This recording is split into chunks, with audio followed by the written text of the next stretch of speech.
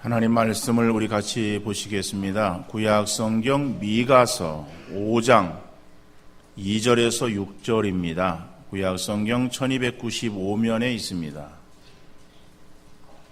구약 성경 미가서 5장 2절에서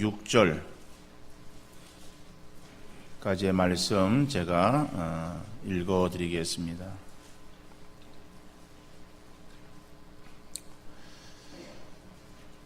베들레헴 에브라다야, 너는 유다 족속 중에 작을지라도 이스라엘을 다스릴 자가 네게서 네게로 나올 것이라.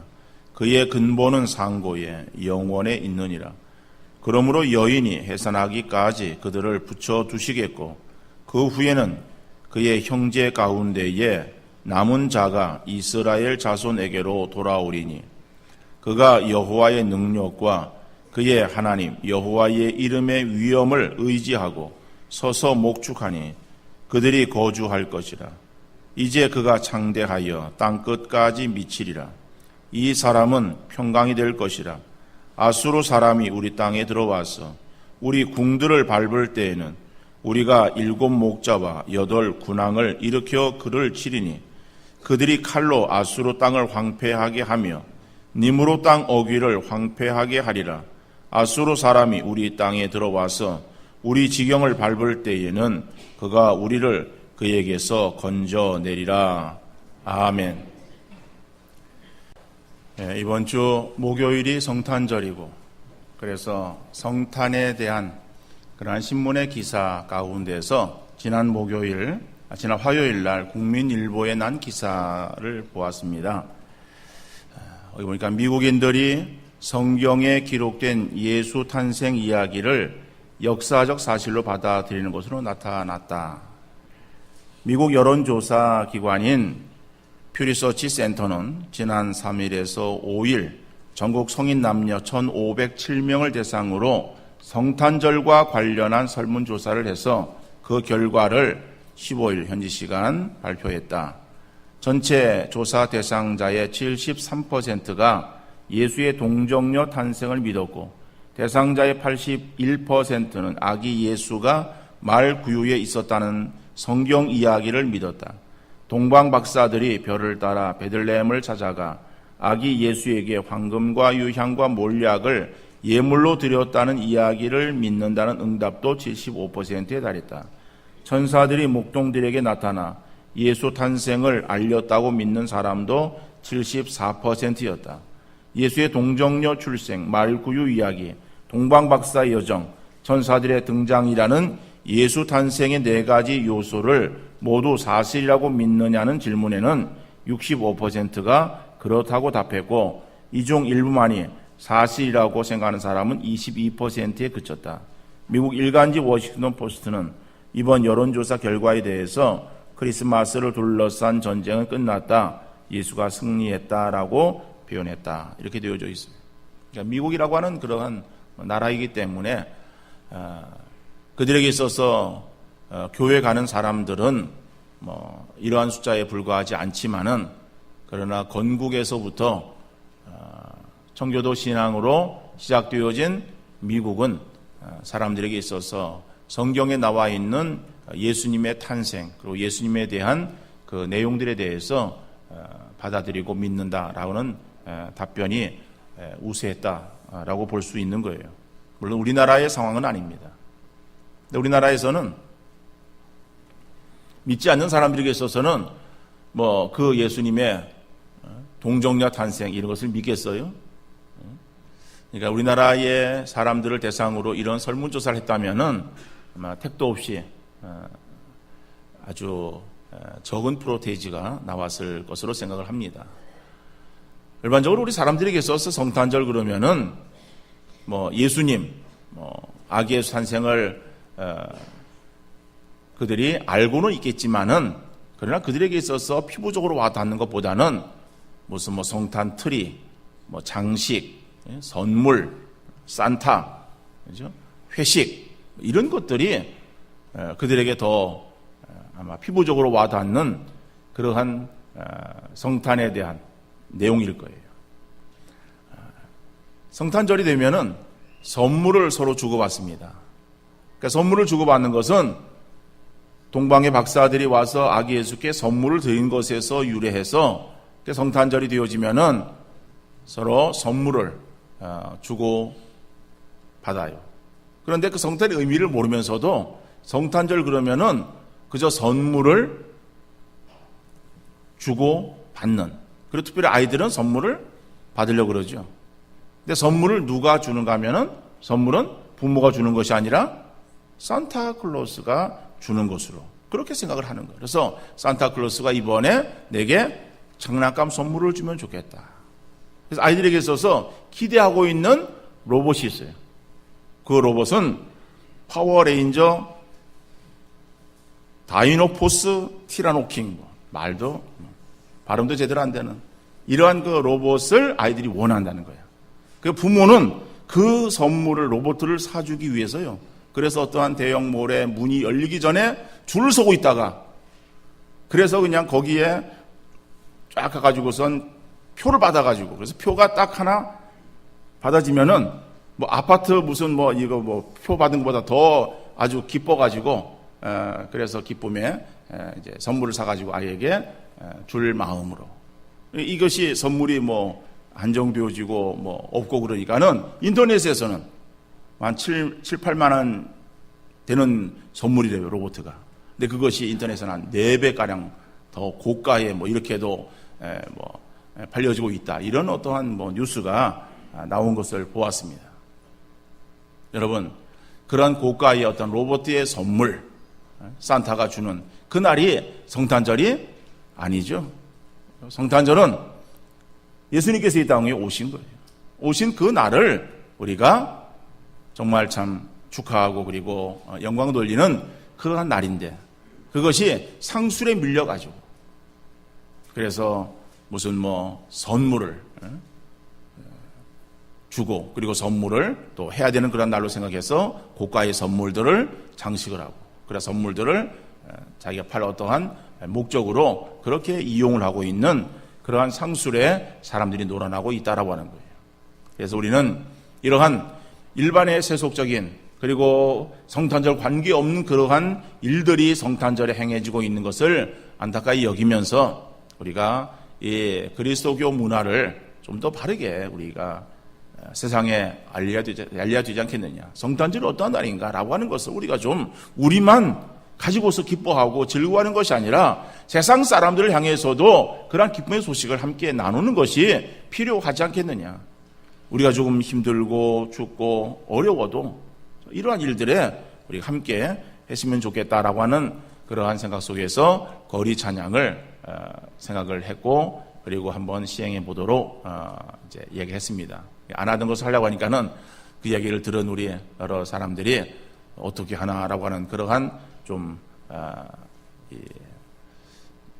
그런 마음들이 좀 있는 것 같아요. 근데 그것을 우리 편하게 생각하면 돼요. 나가서 그냥 우리가 같이 가서 또 성탄에 대한 그러한 그 내용들을 통해서 어떻든 간에 아기 예수님이 오신 날이다. 이것이 성탄절이다. 그래서 이것은 즐거운 성탄, 메리 크리스마스다라고 하는 것을 사람들이 제대로 알려주고 그리고 세상에 정말 시리와 실망에 젖어 있는 그러한 사람들에게 예수 그리스도께서 우리에게 오심은 참된 기쁨의 소식이고 희망이다라고 하는 것을 그들에게 알려주는 것이 우리가 성탄절에 해야 될 일이 아닌가 이런 취지에서 이런 것을 계획하고 시행하려고 합니다. 여러분들이 함께 동참하는 귀한 은혜가 있어줄 수 있기를 간절히 바랍니다. 그러면은 이 땅에 오신 예수님, 그죠? 우리 뭐 예수님이 이 땅에 오셨다라고 하는 것을 잘 알고 있어요. 그러면은 이 땅에 오신 예수님은 어떠한 분으로 오셨는가라고 하는 것에 대해서 오늘 본문의 말씀을 가지고 우리 같이 생각해 보기를 원합니다. 이 땅에 오신 예수님은 어떠한 분으로 오셨는가? 첫째로 예수님은 이스라엘을 다스릴 왕으로 베들레헴에서 출생하셨습니다. 오늘 본문 2절 말씀이죠. 베들레헴 에브라다야 너는 유다 족속 중에 작을지라도 이스라엘을 다스릴 자가 내게서 내게로 나올 것이라 그의 근본은 상고의 영혼에 있느니라. 다시 말하면은 예수님은 하나님에 의해서 만들어진 분이 아닙니다. 하나님과 상고에, 태초에 함께 계셨습니다. 근데 그 신이신 예수님께서 인간의 몸을 입고 이 땅 위에 오셨다라고 하는 거죠. 그래서 오신 그 예수님은 어떠한 일을 행하셨는가? 우리 인간류를 구원하기 위해서. 인간이 죄를 지었기 때문에 인간의 죄를 대신 구속하시기 위해서 인간의 몸을 입고 이 땅 위에 오셔야 되었고, 그리고 그 예수 그리스도의 탄생을 우리가 성탄절이라고 말하면서 우리가 즐거워하고 그리고 그 날을 지키고 있는 거예요. 자, 그런데 그 예수님이 구약에 예언되어진 메시아였었고 그 메시아가 오셨다라고 하는 것을 신약 성경에 말하고 있는 것이죠. 그래서 구약에 예언되어져 있는 그러한 그 내용을 이루기 위해서 그 예언대로 예수님은 이 땅 위에 그대로 임하신 거예요. 그래서 구약 미가 선지자는 예수님의 오심에 대해서 베들레헴에서 출생하실 것을 말씀하셨고, 이 땅에 오신 예수님은 유대 땅 베들레헴에서 탄생하셨습니다. 예수님의 탄생에 대해서 예수님이 어디서 태어났습니까? 라고 하는 것에 대해서 유대 땅 예루살렘이요 라고 대답하는 사람은 우리 교회는 한 사람도 없을 거예요. 다른 교회는 있을 수 있어요. 왜? 예루살렘은 워낙에 만약에 들었고 베들레헴은 별로 듣지 않았고, 그러나 예수님은 유대 땅 베들레헴에서 오셨다. 베들레헴은 어떤 곳이냐? 예루살렘에서 가까운 곳이에요. 예루살렘에서 밑으로 남쪽으로 10km 정도 떨어져 있는데 우리 거리 환산으로는 한 25里되죠? 25里정도 되어지는 그곳에 위치한 작은 동네예요. 그 작은 동네에 영원부터 계신 그 하나님이신 예수님께서 인간의 몸을 입고 오실 때에 바로 그 베들레헴이라고 하는 그곳에 탄생하셨다라고 하는 거예요. 그럼 왜 베들레헴에서 탄생하셨는가? 그것은 구약에 예언도 있었기 때문에 그 예언을 성취하기 위해서 신약에서 베들레헴에서 오셨다라고 우리가 볼 수 있습니다. 그러면은 왜 베들레헴이라고 하는 그곳에서 탄생하셨는가라고 하는 것을 생각할 때에 거기에는 특별한 의미가 있다라고 여겨집니다. 베들레헴은 이름의 뜻이 떡집, 빵집이라고 하는 그런 의미예요. 그 베스라고 하는 것은 앞에 나오는 그 단어는 집이라고 하는 그 히브리어예요. 그 레헴이라고 하는 것은 어떠한 그 빵이라고 하는 것을 의미하는데, 이것이 우리 성경에는 떡으로 기록이 되어져 있습니다. 근데 이스라엘 지형은 논농사를 지을 수 없는 지형이야. 그 땅은 그렇게 비옥한 땅이 아닙니다. 논농사는 비옥해야 되죠? 그죠? 땅이 비옥해야 논농사를, 벼를 심을 수 있어요. 우리 또 밭벼를 심지 않고 논벼를 심지 않습니까? 논은 아주 비옥한 그런 그 땅이거든요. 근데 이스라엘 땅은 그런 땅이 아니에요. 우리나라에서도 화산 지역으로 되어져 있는 섬에는 농사가 잘 안 됩니다. 특별히 울릉도에 가니까는요. 논농사가 없어요. 논농사가 없어서 거기에는 이 쌀이 귀해요. 그래서 밥집에 가도 이 공깃밥이 따블이에요. 2,000원이에요. 여기서는 1,000원인데 거기 2,000원. 울릉도는 밥을 좀 아껴 먹어야 돼요. 쌀을 육지에서 들어와야 되는 거예요. 물론 제주도도 화산지대이기 때문에 논농사가 어려워요. 이스라엘 땅도 마찬가지예요. 거기는 화산지대는 아닙니다만은 그런 지형적으로 농사를 지을 수 없는 그런 곳이에요. 그러다 보니까 그들은 주로 보리와 밀을 농사 짓는 거예요. 그래서 밀가루와 보리가루를 가지고 빵을 만들어 먹어요. 그들의 주식은 빵이에요. 그런데 이 말이 중국으로 왔어. 그죠? 중국에서 그 다음에 한국으로 성경이 이제 들어오는 거예요. 들어오다 보니까는 중국 사람들이 그것을 뭐라고 썼는가 하면은 병이라고 썼어요. 그런데 중국도 주식이 밀가루입니다. 빵입니다. 빵이기 때문에 그 빵을 뭐라 그러냐면은 병이라 그래요. 빙. 그죠? 중에 빙이라 그러죠? 빙이에요, 빙. 그러니까 빙인데 그러면 그건 빵이야. 밀가루 만든 빵이에요. 근데 그 병은 우리나라에서는 떡병이야. 병자는 떡이에요, 떡. 떡을 가리키는 글자예요. 그래서 병이라고 쓴 그 글을 우리는 떡으로 번역한 거예요. 그래서 보리 빵이 아니라 보리 떡이 되어진 거예요. 보리를 가지고 떡을 만듭니까? 보리가루를 만든 빵이야. 거기는 쌀이 없어요, 이스라엘은. 그래서 우리 그냥 떡집 이렇게 말하는데 베들레헴은 사실은 빵집이에요. 빵을 만드는 그런. 그러니까는 빵집이든 떡집이든 관계없어요. 다시 말하면 그 작은 동네 베들레헴, 사람들에게서 인식되지 않는 그곳에 예수님은 태어나셨어요. 그러니까 태어나신 그 예수님은 이 땅 위에 우리에게 생명의 떡으로 오신 예수님이시다. 요한복음 6장 말씀에 보면은 6장 48절 이하 51절에 내가 곧 생명의 떡이니라 너희 조상들은 광야에서 만나를 먹었어도 죽었거니와 이는 하늘에서 내려온 떡이니 사람으로 하여금 먹고 죽지 아니하게 하는 것이니라. 나는 하늘에서 내려온 살아있는 떡이니 사람이 이 떡을 먹으면 영생하리라. 내가 줄 떡은 그 세상의 생명을 위한 내 살이니라 하시니라. 여기서 요한복음 6장에서도 역시 마찬가지로 계속 성경에 떡이라고 나와 있어요. 생명의 떡이니. 생명의 빵이에요. 근데 생명의 빵이든 생명의 떡이든, 그죠? 그게 중요한 게 아니에요. 예수님이 누군가라고 하는 거예요. 예수님이 누구신가라고 하는 그러한 그 질문에 대해서 오늘 요한은 뭐라고 말하는가 하면은 나는 생명의 떡이다라고 말하는 거예요. 그러니까 이거는 내가 누구다라고 하는 것을 예수님은 7가지의 표현들로 내가 누구다. I am 이라고 하는 말로 쓰고 있어요. 그렇죠? 그러니까 영어로는 I am.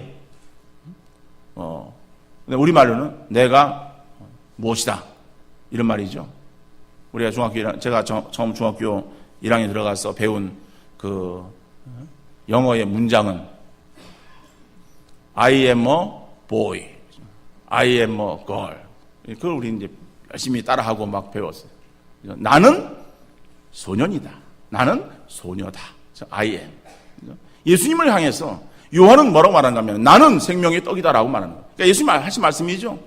나는 예수님께서 나는 생명의 떡인데 떡이기 때문에 사람이 육신의 음식을 먹어야 살 수 있듯이 너희가 나를 먹어야 영생할 수 있다라고 말씀하시는 거예요. 그러니까 이 말씀에 대해서 사람들이 이해가 되었겠습니까? 이해가 안 되는 말이에요. 그래서 요한복음 6장 52절에서는 서로 다투어 말하기를 이 사람이 어떻게 자기 살을 우리에게 주어 우리로 먹게 하겠느냐라고 서로 다투었다라고 말하고 있어요. 서로 논쟁하는 거예요. 야, 저게 도대체 무슨 말이냐? 아니, 어떻게 자기 살을 우리에게 주어서 우리로 하여금 먹게 하겠다. 이 말이 도대체 무슨 말이야? 우리가 무슨 식인종이야? 이런 식으로 말하겠죠. 그러니까 그 예수님 하신 말씀에 대해서 이해가 안 되는 거예요. 이해가 안 되니까는 도무지 그 말이 어려워서 이해가 되지 않는다라고 다 떠나는 거예요. 떠나는 그들을 보시면서 예수님께서 12제자에게 하시는 말씀이 67절에 요한복음 6장 67절에 예수께서 12제자에게 이르시되 너희도 가려느냐라고 물으셨던 거예요. 여러분, 예수 믿으면은 구원을 얻는다라고 하는 그런 그 말이 무슨 말인지 이해가 되지 못하는 사람들은 예수님을 떠나는 거예요. 주님을 떠나는 거예요. 예수님은 믿음으로 받아들여서 이해가 되어야 되는 것이지 우리 머리로 이해해서 믿으려고 하면은 이것은 믿어지지가 않는다. 믿음이라고 하는 것은 이해되어지는 것을 우리가 받아들이고 믿는 것이 아니라 믿고 알아가는 거예요. 이게 믿음이고 이해되어지는 것을 받아들이고 믿는 것은 과학이에요. 과학은 이해가 되어야 돼요. 과학은 논리적으로 맞아야 돼요.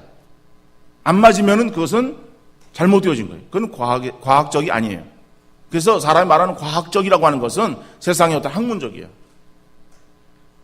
신앙은 과학적이 아닙니다. 신앙은 과학이 아니에요. 신앙은 믿음으로 알아가는 거예요. 예수 그리스도를 믿음으로 인해서 우리가 구원함을 얻고 예수 그리스도에게 영생이 있다라고 하는 그런 사실은 우리의 머리로 아무리 이해를 하려고 해도 이해가 되지 않는 거예요. 물론 요한복음 6장을 말씀하실 때에는 예수님께서 오병이어의 기적, 베스다 광야에서 오병이어의 기적을 베푸시고 그 다음날 자기에게 나오는 그러한 사람들에게 그 행한 이적이 나와 어떤 관계에 있는가라고 하는 것을 말씀하시면서 내가 곧 생명의 떡이다라고 말씀하시면서 나로 인해서 구원함이 있다라고 하는 것을 알게 하기 위해서 그들에게 말씀하신 거예요. 여러분, 사람들이 예수 그리스도를 생명의 떡으로 믿던 믿지 않던 간에 우리 예수님은 베들레헴에서 탄생하신 우리의 생명의 떡이 되신 주님이심을 믿으시기를 바랍니다. 예수 그리스도를 우리가 연합해서 통하지 않으면 우리에게 생명이 없어요. 예수 그리스도를 통하지 않고서 우리가 영생을 얻을 수가 없는 거죠. 그러니까 오직 예수 그리스도를 통해서만 우리가 구원함을 얻고 영원한 생명을 얻게 되어진다라고 하는 그 생명의 떡, 우리에게 생명을 주시기 위해서 이 땅에 오신 예수 그리스도이십니다. 두 번째로 예수님은 평강의 왕으로 오셨습니다. 오늘 보면 5절 말씀 보니까는 이 사람은 평강이 될 것이라. 예수님이 이 땅에 평강의 왕으로 오셨죠? 그런데 미가 선지자가 오늘 본문의 말씀을 보면은 아수르라고 하는 그런 나라가 나옵니다. 그 아수르가 우리 땅에 들어와서 우리 궁들을 밟을 때에 이런 그 표들이 나와요. 여러분, 미가 선지자가 활동하던 시대에는 아수르가 실은 그러한 그 세력으로 등장해서 그 주변의 나라들에게 위협적인 그러한 강대한 나라였던 것입니다. 그러니까는 이 미가 선지자는 그 아수르를 그 이스라엘의 최대의 적으로 보았던 거예요. 그런데 그 적인 아수르가 쳐들어올 때에 그 오실 메시아, 그렇죠? 그 메시아는 이스라엘 지도자들을 일으켜서 그래서 그들을 다 물리칠 것이고, 그리고 그런 어떤 아수르의 두려움, 어려움에서 우리를 건져내어서 우리에게 평안함으로 인도하실 분이시다라고 하는 것을 지금 말하고 있는 거예요. 그런데 이 아수르는 우리가 역사적으로 볼 때에 그 아수르, 세계사에서 아시리아는 그런 바벨로니아에 망했어요. 바벨론에 망했어요. 그러니까 망했기 때문에 그 아수르는 여기에서 말할 때에 이스라엘의 어떠한 최대의 적으로 묘사되어 있지만 그것은 상징적인 어떠한 적으로 그렇게 우리가 보아야 되는 것이다. 자, 그러면은 우리에게 있어서의 최대의 적은 누구인가? 우리가 대적해야 될 그러한 상대는 누구인가? 그 성경에 보니까는 사단이라고 말하고 있죠. 에베소서 6장 12절에 보니까는 우리의 씨름은 혈과 육을 상대하는 것이 아니요 통치자들과 권세들과 이 어둠의 세상 주관자들과 하늘에 있는 악의 영들을 상대하며 그랬어요. 우리가 상대할, 우리가 대적해야 될 그러한 대상은 사람이 아니라 바로 어둠의 영인 사단이라고 말하고 있어요. 그러면 사단은 우리가 대적해야 될 존재고, 사람은 우리가 대적해야 될 존재가 아니라 사람은 뭐예요? 우리가 사랑해야 될 존재다라고 하는 거죠. 다른 사람을 사랑하지 못하는 것은 그 사람의 잘못보다 그 사람을 포용하지 못하는 나의 작은 믿음의 그릇 때문에 그런 거예요. 내가 그 사람을 포용해야 되는데 내가 포용하지 못하기 때문에, 그죠? 내가 그 사람을 사랑하지 못하는 것이지, 그 사람의 잘못이 크기 때문에 내가 사랑할 수 없다라고 하는 것은 하나의 변명이다라고 하는 거예요. 그래서 우리 그리스도인의 사랑은 어떠한 사랑이 되어야 되는가 하면은 스폰지와 같은 사랑이 되어야 된다라고 하는 거예요. 스폰지와 같은 사랑. 스폰지가 어떻습니까? 스폰지 그러니까는 무슨 뭐 TV에 나오는 뭐 스폰지 생각하는 사람이 있을지 모르겠는데 그것이 아니라 뭐예요? 주방에서 사용하는 스폰지. 그죠? 그 스폰지는 다 물을 빨아들이는 거예요. 여러분, 그런데 그 스폰지가 깨끗한 물만 빨아들이는 아주 신기한 스폰지가 있습니까? 더러운 물은 빨아들이지 않고 깨끗한 물만 싹 빨아들이는 스펀지, 깨끗한 물만 빨아들이는 행주, 이런 것이 있습니까? 없어요. 그거 만들어내면 히트 칠지 모르겠습니다만은 여러분, 스펀지는요, 행주는요, 어때요? 김치 국물도 빨아들이죠. 간장 국물도 빨아들이죠. 깨끗한 물도 빨아들여요. 그죠? 온갖 물들을 다 닦고 지나가는 거예요. 지나간 자리에는요, 흔적이 안 나와요. 싹 깨끗해지는. 다 뭐예요? 수용했기 때문에. 우리 그리스도인의 마음은 그런 마음이 되어야 되고, 우리 그리스도인의 사랑은 바로 그런 사랑이 되어야 될 줄로 믿습니다. 내가 좋아하는 사람만 받아들이고, 내가 싫어하는 사람은 밀어내고, 내가 조금 가까이 하고 싶은 사람은 다 받아들이고, 저 사람은 내 마음에 안 들어 그러면 다 그냥 물리치고. 여러분, 우리는 그런 것이 아니라 다 그저 수용해야 되고 포용해야 되는 것이고. 그러나 사단에 대해서는, 사단은 어때요? 사단은 받아들이고 용납하는 것이 아니라 끝까지 우리가 대적해야 된다. 근데 사단은 우리보다 강한 존재예요. 우리가 사단을 이기려고 물리치려고 행할 때 우리가 넘어집니다. 그럼 우리가 사단을 두려워해야 되느냐? 또 두려워해야 될 이유는 없어요. 가까이에서는 안 될 대상이지만은 두려워할 필요는 없어요. 왜? 우리에게는 대장 되시는 예수님이 우리와 함께 하시기 때문에 그렇습니다. 주님이 우리 앞서서 사단의 모든 대적들을 다 물리치실 때 우리는 그 뒤를 따라가는, 우리는 그저 주님만 따라가면 되는 거예요. 그래서 성경에는 그 주님을 우리의 목자라고 말하고 있어요. 목자 되시는 주님 안에 거하고 있는 그 양떼, 양무리들은 어때요? 평안한 거예요.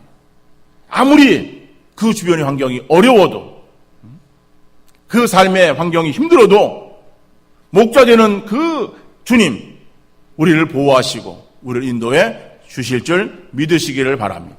그래서 주님 안에 거하는 심령은 평안함이 넘치는 거예요. 바울은 에베소교회 편지하면서 에베소서 2장 14절로 17절에 그는 우리의 화평이신지라 둘로 하나를 만드사 원수된 것 그 중간에 막힌 담을 자기 육체로 허시고 법조문으로 된 계명의 율법을 폐하셨으니 이는 이 둘로 자기 안에서 한 세 사람을 지어 화평하게 하시고 또 십자가로 이 둘을 한 몸으로 하나님과 화목하게 하려 하십니다. 원수된 것을 십자가로 소멸하시고 또 오셔서 먼 데 있는 너희에게 평안을 전하시고 가까운 데 있는 자들에게 평안을 전하셨습니다. 여러분, 그는 우리의 화평이신지라. 누구예요? 예수 그리스도는 우리의 화평이 되신다라고 말하고 있어요. 화평이 되신 예수님은 우리를 화목하게 하시고 우리에게 평안을 주시는 주님이시다라고 하는 것을 14절로 17절에서 무려 그러한 화평, 화목, 평안이라고 하는 그러한 그 말들이 반복해서 5번이나 사용되어지고 있어요. 5번이나 반복되어지는 것은 뭐예요? 예수님이 어떤 분이다라고 하는 것을 우리에게 말씀하고 있는 것이죠. 여러분, 우리의 세상이 아무리 우리가 견디기 어렵고 헤쳐나가기 힘든 그러한 상황이라 할지라도 주님 안에 거하는 그러한 심령이 되어질 때에 주님은 우리에게 화평이 되시고 평안이 되시고 화목케 하시는 그러한 분이심을 믿으시기를 바랍니다. 바로 우리를 평화의 왕으로 화평케 하시기 위해서 이 땅에 오신 예수 그리스도이십니다. 그래서 오늘 미가 선지자는 바로 그 예수 그리스도를, 이 사람은 평강이 될 것이라 라고 말씀하고 있습니다. 여러분, 세상에 어떠한 것도 우리를 다 위협하고 우리에게 다 힘들고, 그죠? 우리를 두려워 떨게 만드는 그러한 그 소식만 넘쳐나고 있지만은 진정 우리에게 있어서 평안을 찾을 수 있고 평안함을 구할 수 있는 것은 예수 그리스도 안에 거하는 그러한 삶인 것을 믿으시고 날마다 주님을 찾아서 주님 안에서의 평안을 구하는 우리 모든 성도님들 되어질 수 있기를 간절히 바랍니다. 요한복음 14장 27절에 보니까는 평안을 너희에게 끼치노니 곧 나의 평안을 너희에게 주노라. 내가 너희에게 주는 것은 세상이 주는 것과 같지 아니하니라. 너희는 마음에 근심하지도 말고 두려워하지도 말라. 우리는 세상을 바라보면서 근심하거나 두려워하지 않고 우리가 주님 안에 온전히 거할 때 주께서 우리에게 주는 평안함이 넘치는 그러한 삶이 우리에게 있게 되어질 줄로 믿습니다. 성탄절을 맞이하면서 이 땅에 오신 예수님은 우리에게 생명을 주시고 평안을 주시기 위함을 확신하시고 이 주님을 깊이 묵상하는 이러한 절기가 되어질 수 있기를 간절히 바랍니다. 이 땅에 오신 예수 그리스도의 평강이 여러분 모두에게